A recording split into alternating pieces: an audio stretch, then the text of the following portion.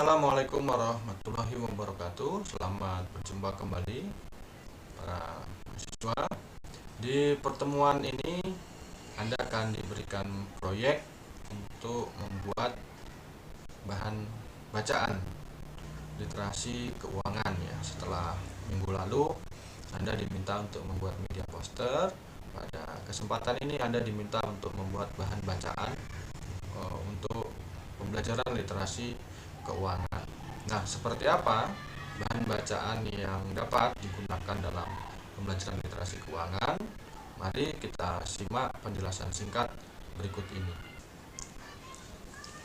Mengapa perlu ada bahan bacaan literasi keuangan ya? Setidaknya ada beberapa alasan yang mendasari. Yang pertama adalah untuk mendorong dan meningkatkan kemampuan literasi, khususnya di kalangan anak-anak. Jadi melalui bahan bacaan diharapkan anak gemar membaca sehingga anak mampu untuk melakukan aktivitas membaca untuk mendapatkan informasi.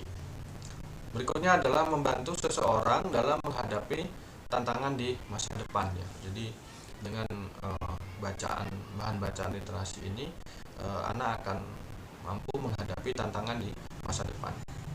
Berikutnya adalah mengembangkan kemampuan berpikir kritis. Jadi anak akan mendapatkan banyak informasi, banyak referensi yang dapat dimanfaatkan untuk kepentingan dirinya dalam proses kehidupan di kelas maupun di masyarakat. Dengan adanya bahan bacaan literasi ini diharapkan pertama siswa dapat ditingkatkan literasinya ya, yang sebelumnya literasinya rendah atau kurang paham dapat ditingkatkan sehingga siswa akan menjadi paham. Meningkatkan kemampuan seseorang dalam melakukan perencanaan keuangan dengan baik.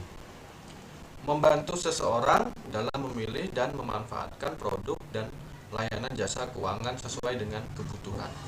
Jadi misalnya anak akan menabung memanfaatkan layanan lembaga keuangan. Nah, fasilitas apa saja yang bisa mendukung program ini yang bisa dimanfaatkan oleh siswa.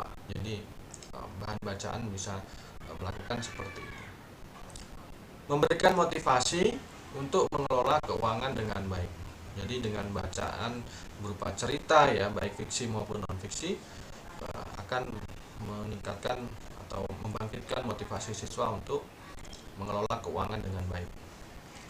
Meningkatkan kesejahteraan keluarga atau pribadi. Jadi dengan adanya literasi keuangan ini mampu meningkatkan kesejahteraan keluarga.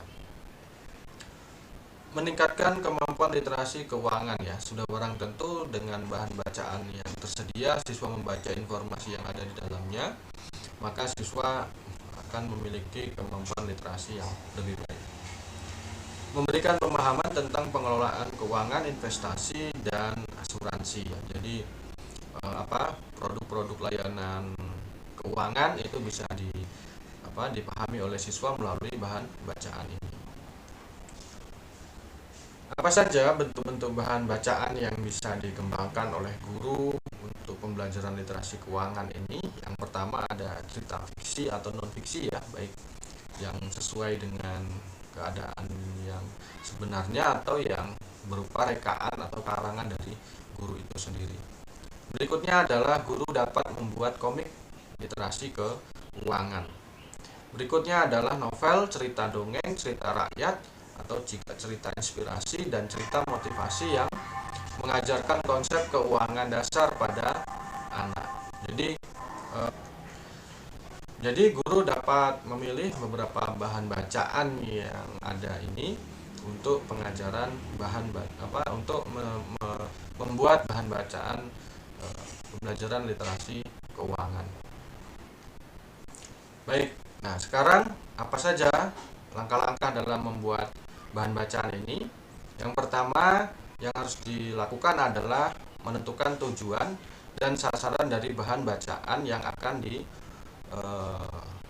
ya. Misalnya siswa kelas 5 kah atau siswa kelas 3 kah, misalnya seperti itu. Jadi di kelas 5 dan kelas 3 tentu kemampuan membaca siswa berbeda ya. Jadi di kelas 3 misalnya siswa hanya memiliki keterampilan membaca lancar saja, sementara di kelas 5 siswa memiliki kemampuan membaca pemahaman yang lebih baik. Oleh karena itu maka nanti akan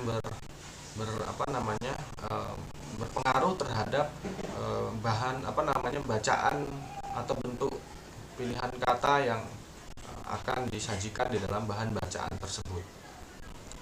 Yang kedua, pilihlah topik yang relevan untuk diberikan kepada siswa melalui bahan bacaan itu. Ya. Misalnya cerita inspiratif dari seseorang tentang usahanya melakukan literasi keuangan ini ya, yang telah berhasil dan memiliki literasi keuangan yang sangat baik. Sehingga dari cerita inspirasi ini siswa mampu belajar mampu belajar melalui contoh yang ada dalam cerita tersebut. Berikutnya adalah gunakanlah bahasa yang mudah dipahami dan jelas untuk disajikan dalam bahan bacaan literasi keuangan ini. Jadi bahan bacaan yang diberikan kepada siswa ini tidak mengandung kata atau kalimat yang menuntut kemampuan berpikir tingkat tinggi ya. Jadi bahan bacanya yang sulit dipahami maksudnya. Oleh karena itu maka pilihlah kalimat-kalimat sederhana yang mudah dipahami oleh peserta didik.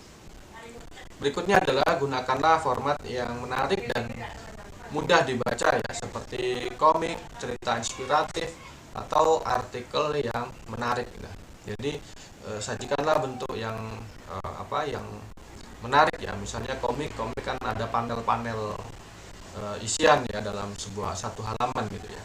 Berbeda dengan teks ya. Teks itu kan berupa uraian kalimat atau kata yang disertai dengan gambar untuk mendukung. Nah, hal-hal yang seperti ini silakan ditentukan di awal ketika akan melakukan pengembangan sebuah bahan bacaan.